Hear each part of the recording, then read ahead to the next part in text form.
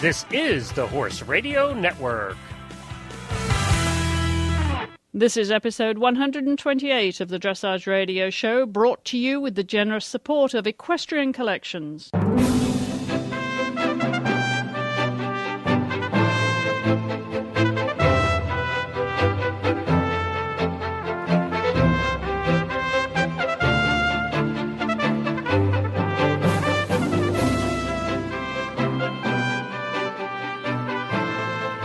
Hello, I'm Chris Stafford, welcoming you to another episode of the Dressage Radio Show, where, as you know, we run the series of great partnerships on this show, and you often write in and ask to hear about particular horses and riders over the years who have been favourites of yours. And it will probably come as no surprise that I had a lot of requests for this one. So we're going to be joined in just a moment by Debbie McDonald, who's going to tell us about that wonderfully unique partnership that she had with the mare Brentina.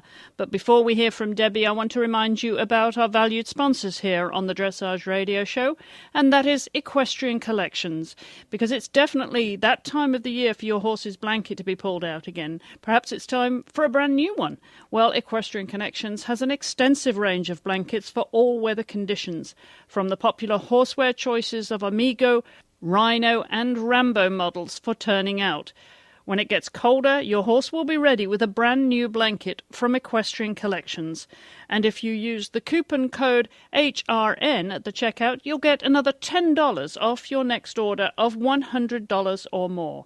That's at equestriancollections.com. Equestrian Collections is a participating retailer of the Horse World Gives Back campaign.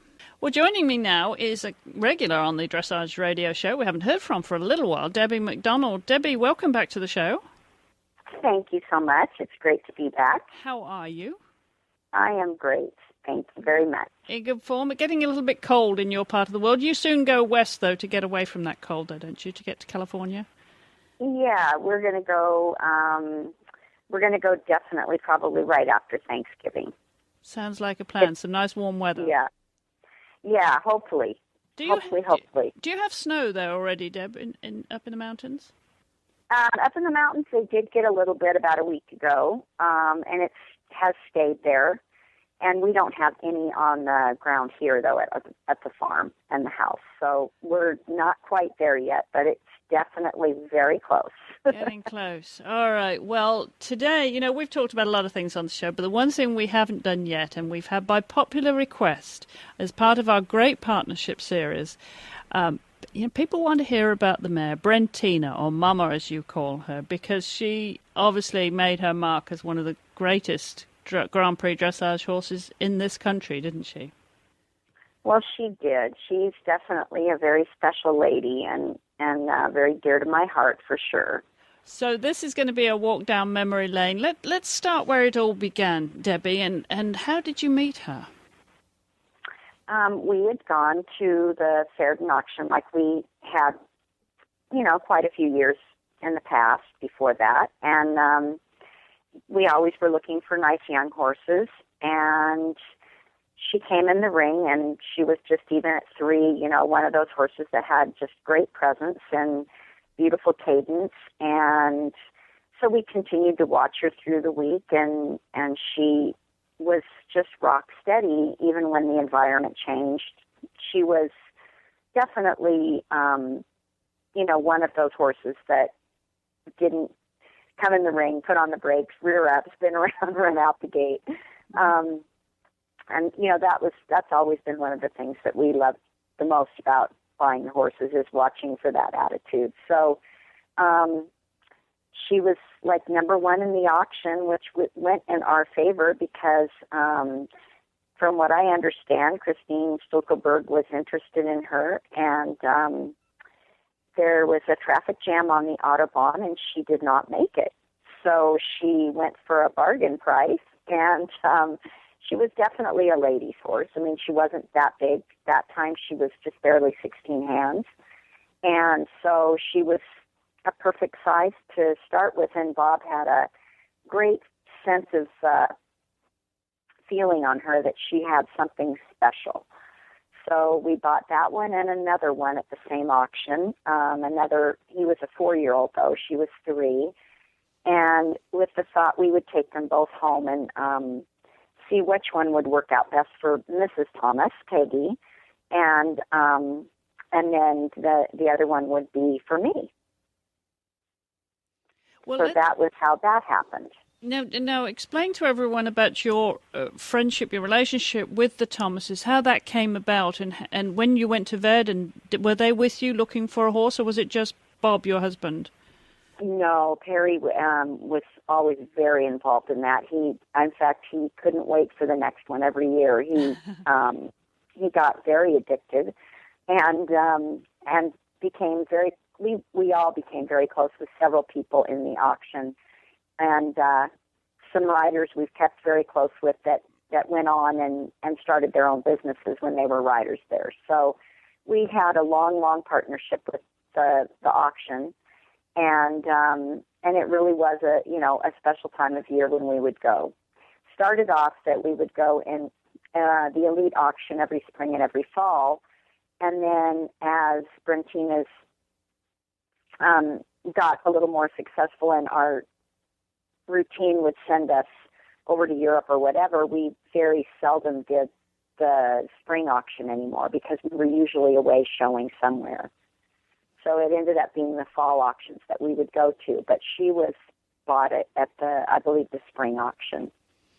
So you brought her home to where? Where did she begin her life in the U.S.? In Sun Valley, Idaho. Sun Valley, Idaho. Yeah. And she, I started with her, and Mrs. Thomas started with his horse, Guinness, who is also still alive, and taking her on trail rides at her age of 86. Wow. And just, one day she wanted to sit on Brentina, and we knew that she was a little bit girthy, so she was always a little bit difficult to get on, and I tried to warn her, and we held her and prepared her, and then she no more got her legs swung over, and the mare just took one big leap forward, buck spun, and she was on the ground, and she goes, "Well, I guess she's yours." That would do it. So that would do it.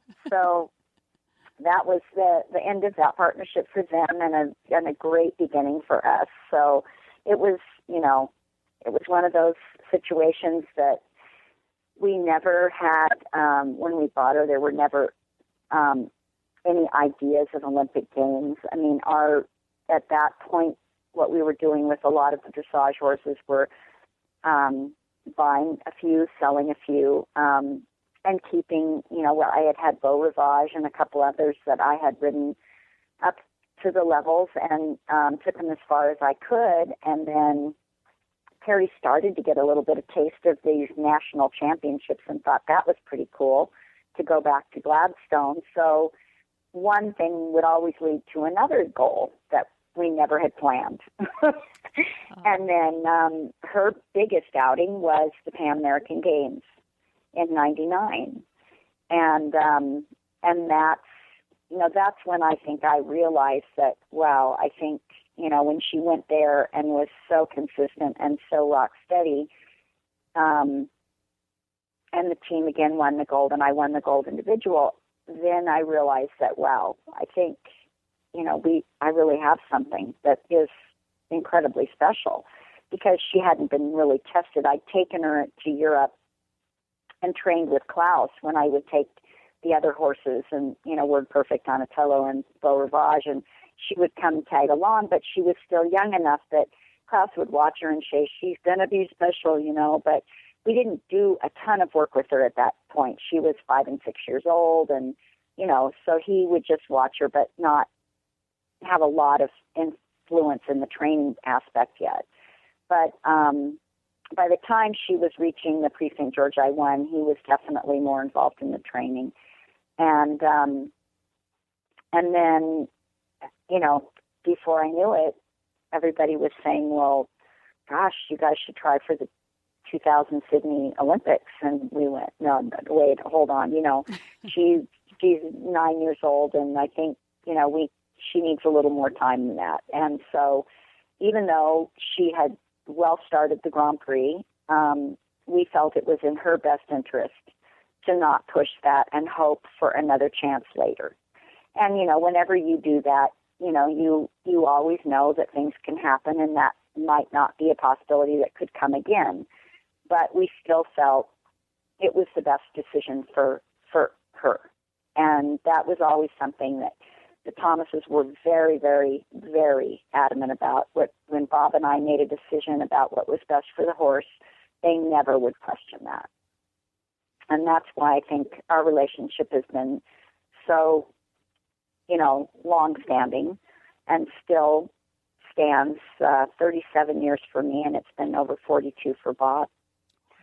So Perry's 90 now, and Peggy's 86, and, we're still just as much trying to hang on to this as long as possible.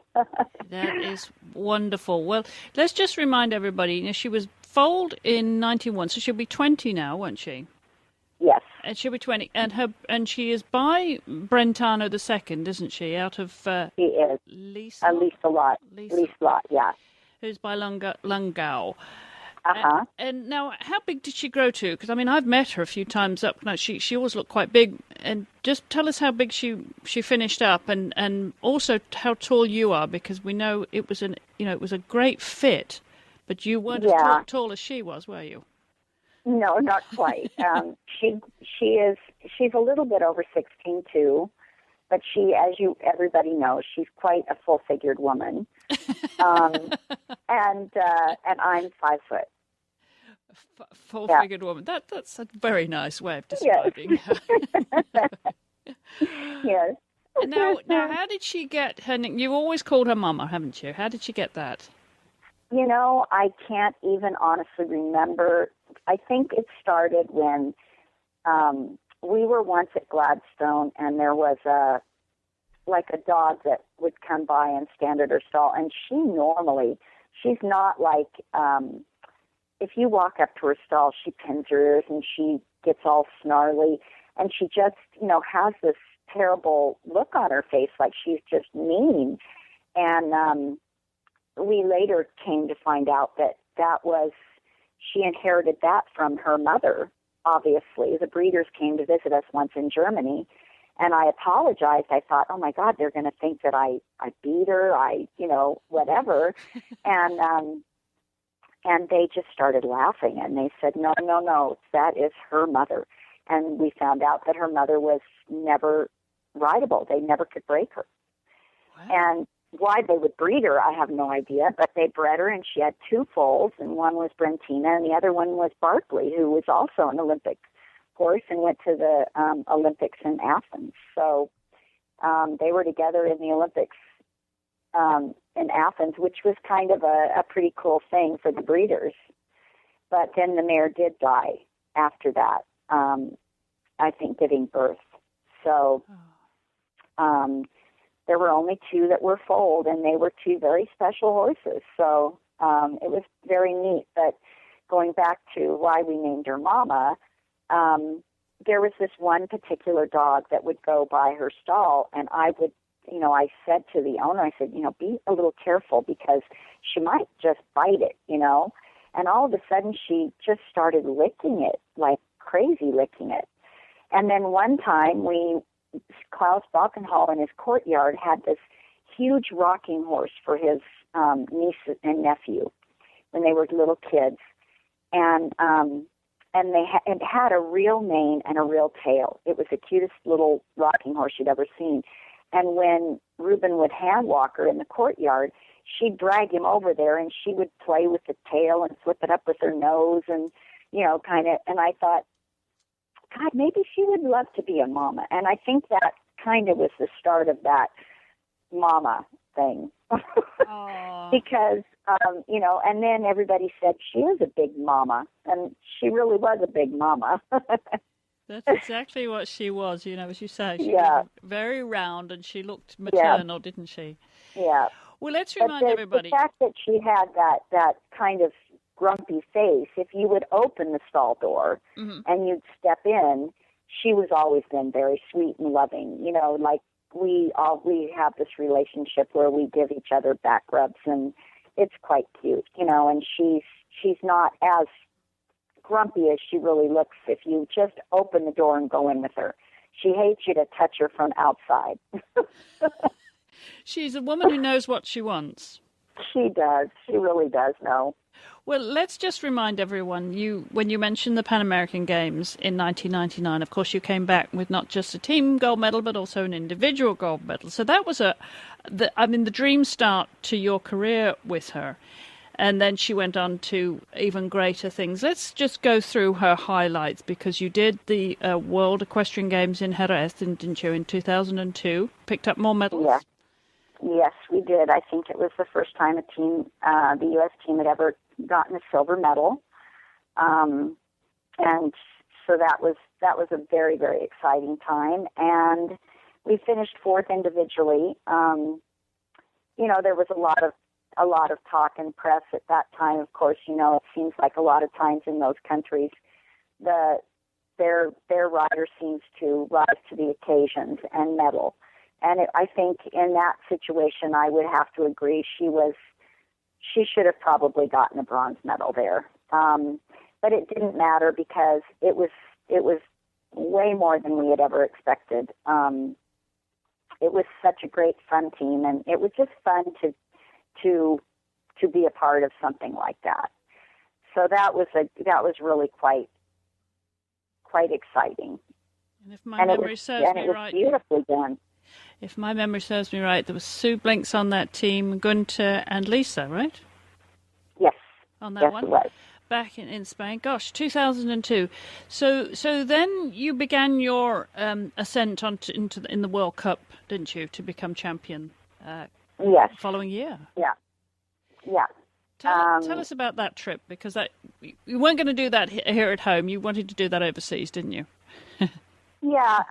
Well, my first experience when I had gone to Sweden was not the most memorable. I mean, it was very memorable because it was not very successful. I had gone with Beau Rivage in '98, and it was just, you know, I was not ready. I was not prepared, and so the outcome was not great. I went in with the goal of not finishing last, and the first day I was last, and then I think on the finish of the final day I was like, I'm going to say 10th, and so I did at least make it to I didn't finish last, but it was not a fun time. And then that was the start of me being the housewife from Idaho and in the press. And that was kind of, disheartening and took a little wind out of my sail. But then, I moved right out of that and into focusing on what I had coming up. And, but I really did want to go back there and make a better situation out of that. And, the whole sad part about that was that we never really did get the limelight from that World Cup, because that was when Ulla had tested positive. The horse had tested positive. Ulla Salzgitter, so, yes. Yeah. So we actually, finished second. So then it was given to us, the title. But so we never really did have our time in the limelight there, even though when we did this award thing where all of us came in, the top 3 riders came in, and we did this little pattern routine we kind of made up in a quick hurry. Everybody afterwards came out and said that it was pretty obvious to them that she had deserved to win anyway. But, you still would have loved to have had that moment. And but that still didn't take away what she was at that time, which was, in everybody's mind, the best horse there that day. Yeah, and will always be in the record books as the first U.S. horse to do so, for first competitor from here to win the World Cup final. So, at least you're in the record books now, and on you went then, building up on your career with her. You had a little bit of a setback though, didn't you? With a bit of, she had one or two things, didn't she? Like any horse. Yeah. She had gone. We had gone over to do the World Cup in Germany, and had gone to do a schooling show at Dortmund, and they had just put in a new arena, for which the old arena was amazing, and they put in the new arena, and little did they tell us that the weekend before that they had held motocross, and so there was probably about 3 feet of red clay under what looked to be amazing footing. Oh. And we all rode on it, and not very long, mind you, and everybody there said that they were going to withdraw. So they delayed the show by one day, and they were supposedly going to take all of it out, but as it turned up, they really didn't. And it was one of those situations where you got to listen to your gut. And I learned a very hard way, because everybody, kept saying, it's going to be fine. We'll put you first after the drag. We really want you here, blah, blah, blah. We'll, make sure we pack it down. Well, I went ahead and went under my own, knowing in my heart I shouldn't. And she won, and she was like one of the first horses to win that particular show in Germany, an American there too. But the day after, when we got back to Klaus's, she had an enormous hind leg. And we found out that she had a small tear in her superficial back tendon. And the sad thing was that I obviously had flown her all the way over there to do the World Cup and couldn't. But I did stay. We stayed because she couldn't really fly home immediately anyway. And I wanted to be there and root on my fellow teammates. But so when I got back to the States, we had the vets recheck that, and they basically said, we don't think you're going to make it to Athens. And that was probably the most devastating word I'd ever heard, because, like we had said, you always hope to have another chance. She'd done so well, and it was kind of like the perfect storm building that she could do and, ramp up to being a medal contender. So, they said, but we say that, but this mare also, with what she has, isn't trotting lane. And that was the one thing. She is just like the most stoic horse in the entire world. So literally, when I say we walked to the Olympic Games, we pretty much walked to the Olympic Games. We had to do a competition to prove that the mare was sound and going, which we did do that.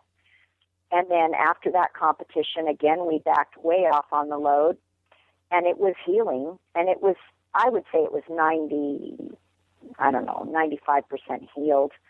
And, they said, our biggest thing was we weren't going to go if we thought it would be career ending. And they said, everybody in agreement said that it would not be career ending, that she would definitely show symptoms way before it would be that. And so actually we had, the chance to put in the other horse, and we started her work backload a couple of weeks prior to the games and ramped it up, and she just kept getting better and better, and thank God she is who she is, because she knew her job. I didn't need to work on movements. I worked on fitness. And that's exactly what I did. I just got her fit, and she was amazing. We finished fourth as an individual, and the team got a bronze medal at the Olympic Games. So it was one of those things that you sometimes have these horses that are athletes that, just like us, will go with maybe something not being 100%, but you couldn't even flex her and get a bad step out of her. She really is truly like no horse I've ever had. And so, of course, after that, we made sure that everything was 100%, and it was amazing that after that competition, you could hardly find it. So it was one of those things that maybe the work actually helped the healing process at that point. It had, you know what I'm saying? Mm-hmm. And I don't know how the logistics of that worked, but when they did the ultrasounding and everything after the competition, they said, "Oh my gosh, you can't even hardly find it." Wow. So it was just a fast healer, great vets, an amazing team and people believing in us that made that happen.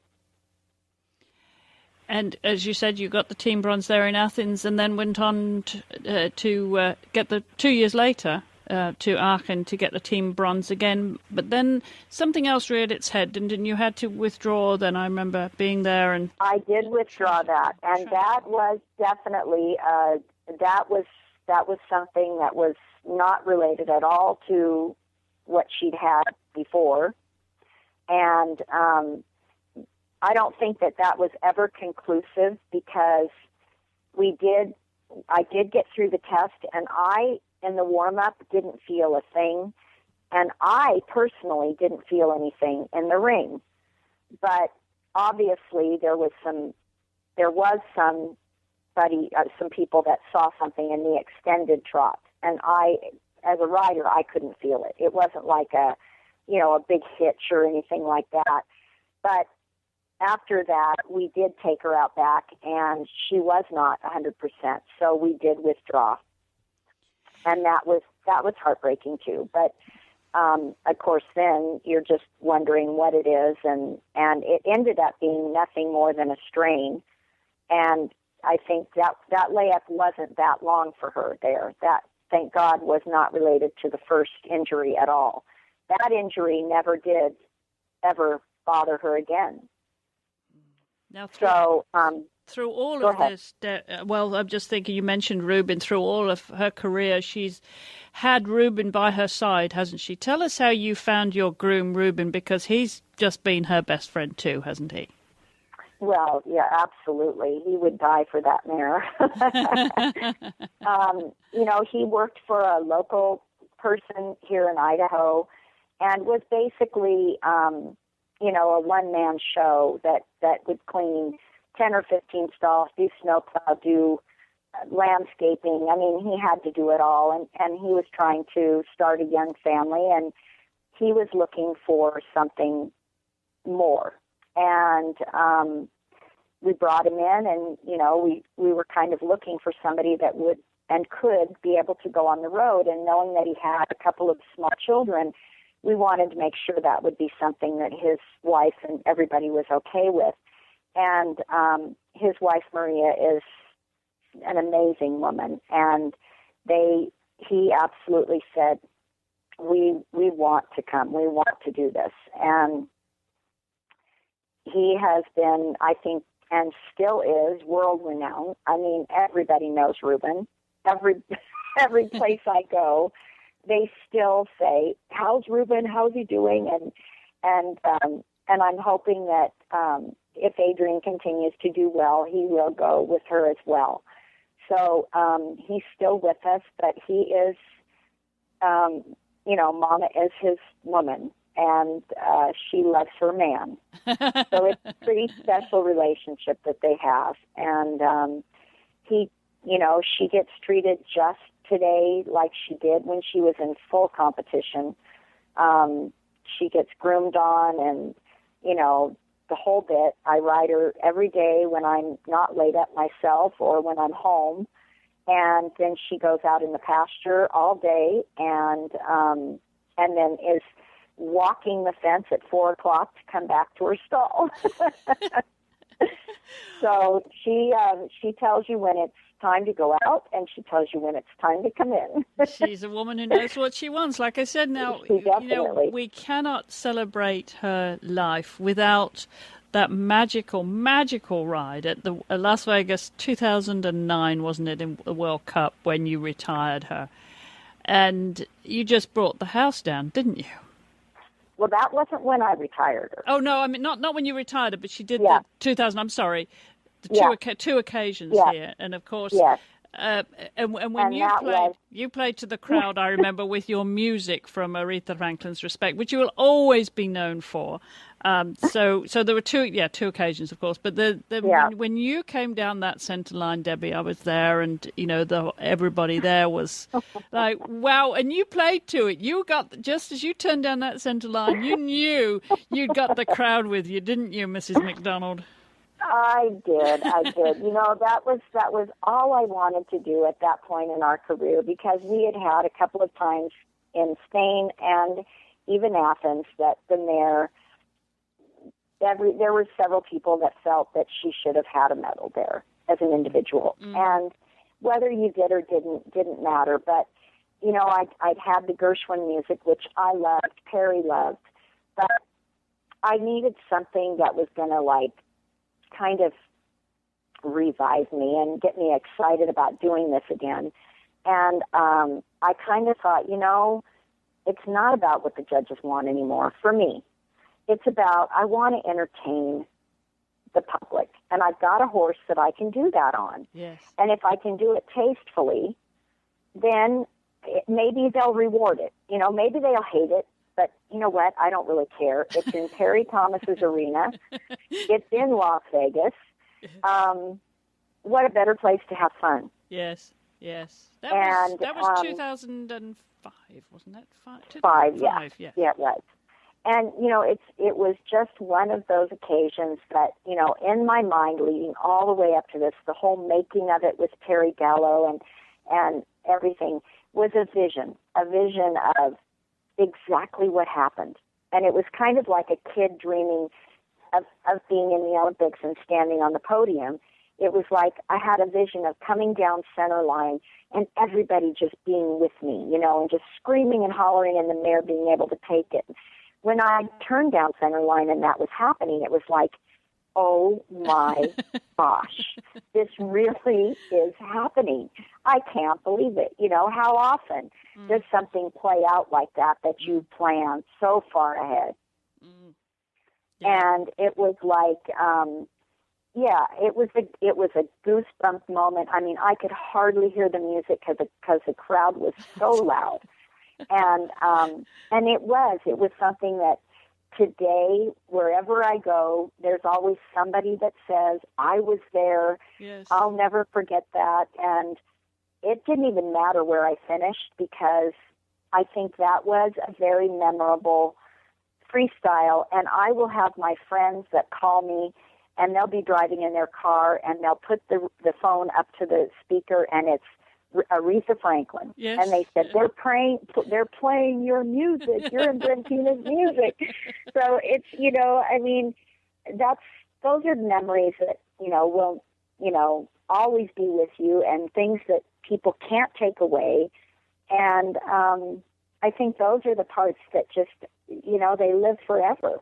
Yes, they really are the highlights, aren't they? I mean, I was there, of course, like so many, in the Media Tribune, and, normally we're very composed there because we're writing, notes as we watch these tests, and I know I stopped what I was doing, and it was like, it talk about a goosebump moment. It really was a goosebump moment, and yeah, it's an emotional moment, and there's not a time that and I'm sure you do too, obviously, but there's not a time that I don't hear Aretha Franklin's music come up and think of you, and just think of you turning down that center line, just turning down that line, and your arm goes up, and I'm sure there's hundreds and thousands of people who will always remember that moment. How magic is that?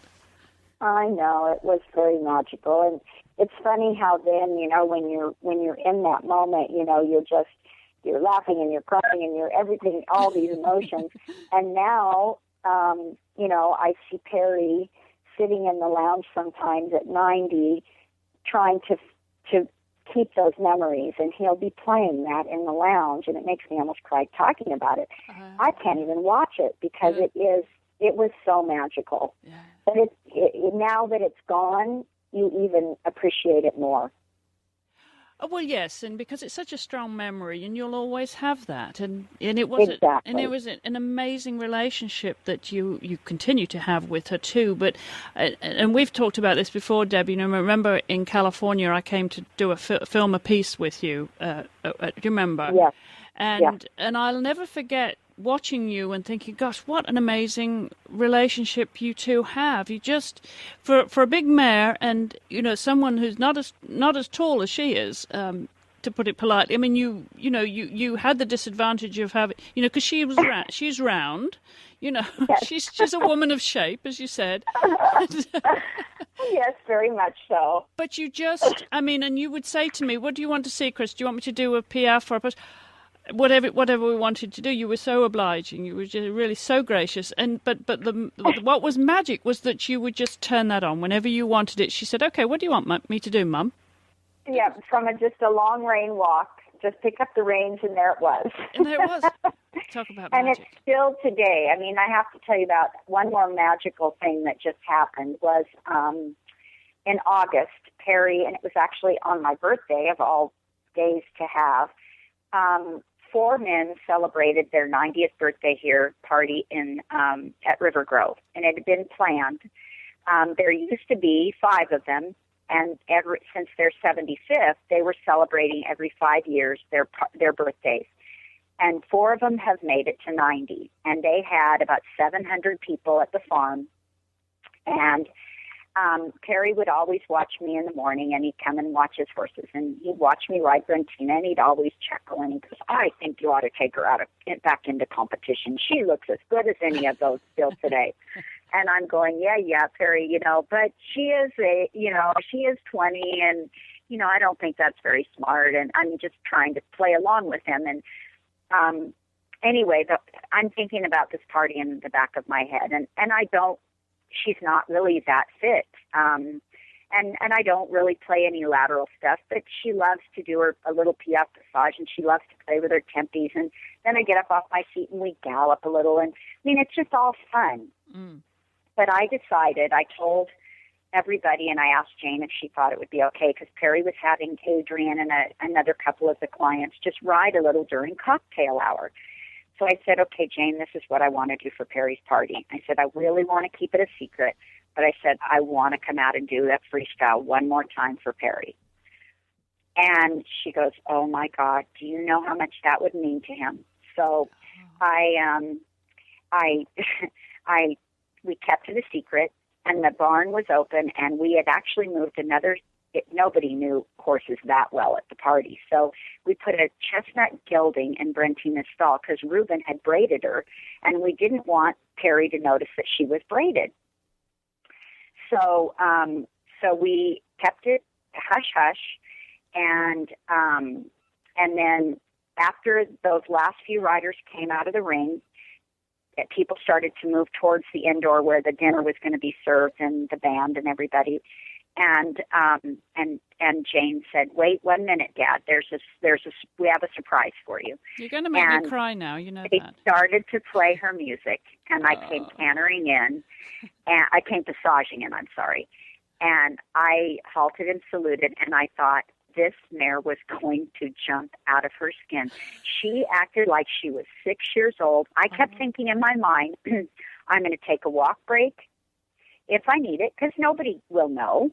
Mm-hmm. And I won't do like, you know, I won't do tight pirouettes, and I'll make the half passes a little less steep, whatever. There was no stopping that mare. And I mean it. I was crying my eyes out during the ride because I couldn't believe this mare turned it on like for Perry. It was like everybody, the kids were all lined up on the berm outside the barn, and they were laughing because she was like trying to and when I went for piaffe, she'd almost go, you know, almost a little squeal, like, "Oh my God, I'm so excited, and there's all these people here for me," you know. And at the end, I halted and saluted, and I didn't know exactly where Perry was sitting. And I looked around. I said, "Where's Perry?" And they pointed to Peggy and Perry sitting at a bench. And I looked at him and I said, "Happy birthday. I love you." And he was bawling his eyes out. Oh. And his son came up to me later, one of the sons that's not that fond of the horse program, came up to me and he said, "You know what? I just want to tell you one thing." He said, "I've only really seen my father cry one time, and that was when his partner died."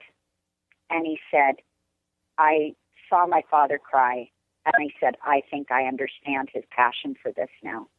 Oh, my goodness. But that mare was so amazing. One more time again, she just keeps giving and giving and giving.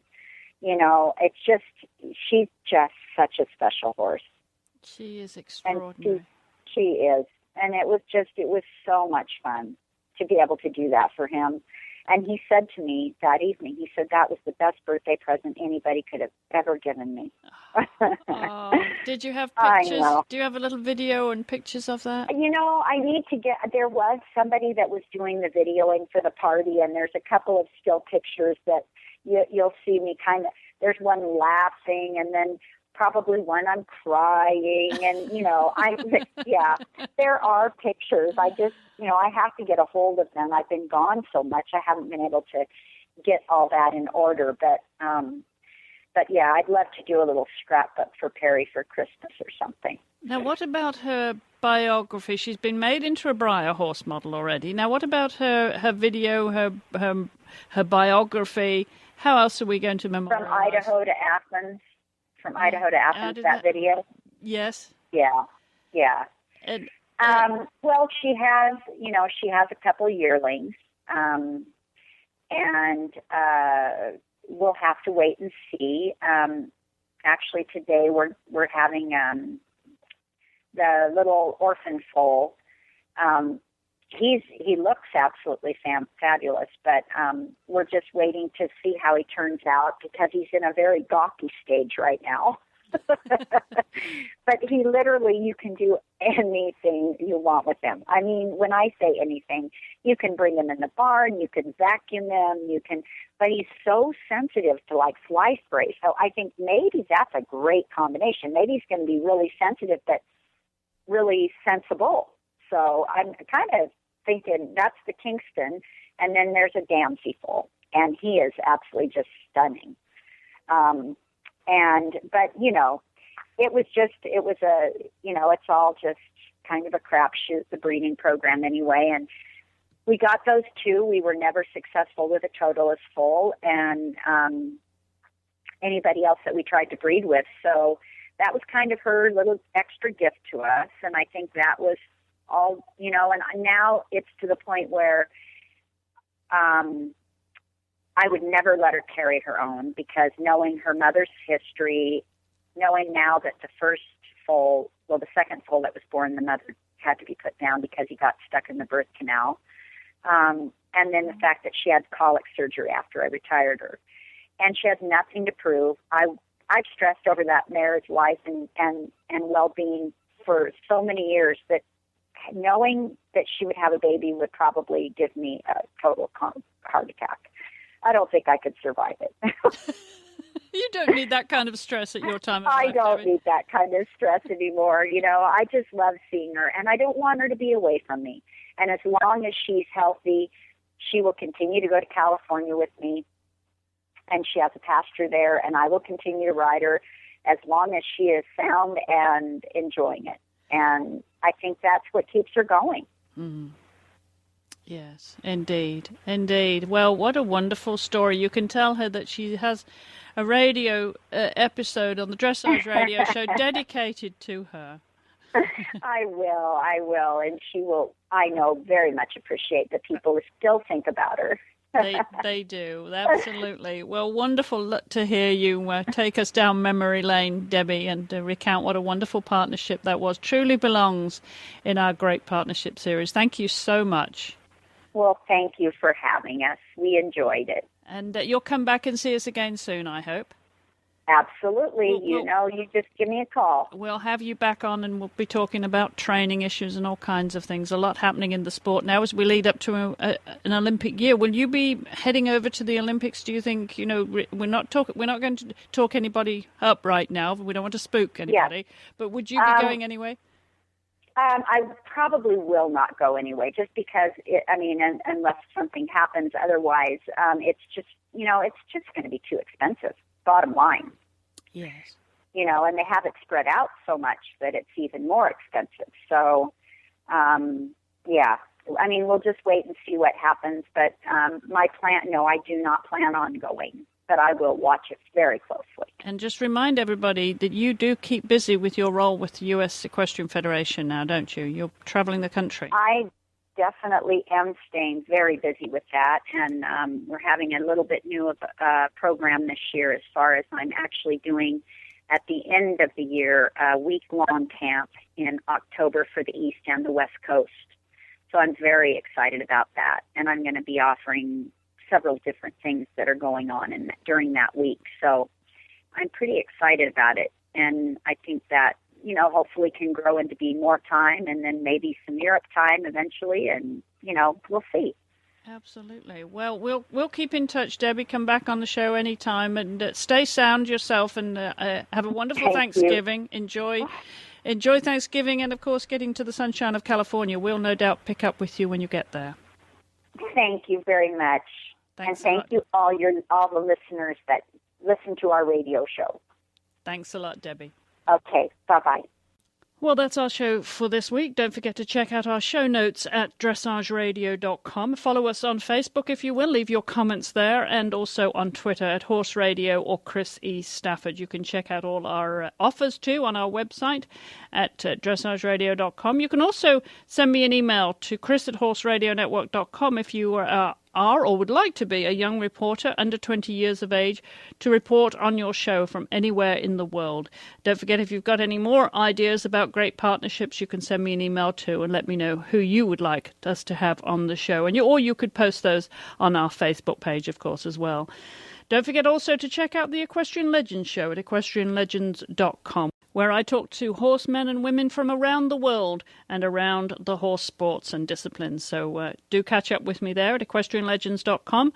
And, of course, don't forget to check out Horse World Gives Back campaign. We do have a website there, horseworldgivesback.com, where we support people in need in the horse world.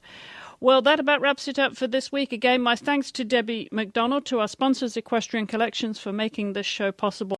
I will be back at the same time, same place next week. So until then, thank you all for listening.